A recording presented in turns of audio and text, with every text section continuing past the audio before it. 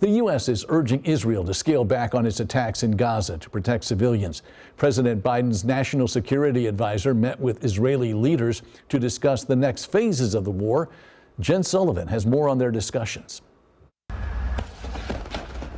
Since Israel launched its war on Hamas following the October 7th terrorist attack, life for Palestinians trapped in Gaza has become increasingly fraught. I can't survive. They destroyed my house, Abu Muhammad says. I can't get food.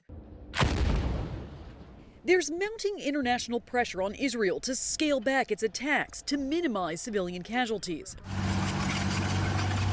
with President Joe Biden this week urging Israel to be more careful in its war on Hamas. I want them to be focused on how to save civilian lives.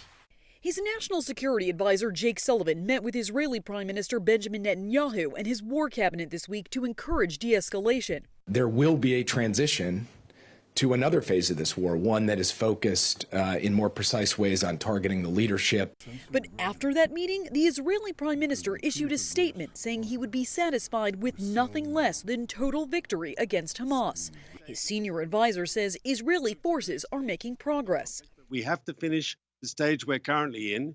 If we're seeing Hamas collapse in the north, we have to see them collapse in the south too. Sullivan, meanwhile, says his conversations with Israeli leaders were constructive, but didn't provide any specifics on when Israel would begin transitioning to a new phase of the war. Conditions will be a continuing intensive discussion between the United States and Israel. Friday, Sullivan met with the president of the Palestinian Authority in the West Bank, discussing efforts to increase the flow of desperately needed aid to Gaza. I'm Jen Sullivan reporting.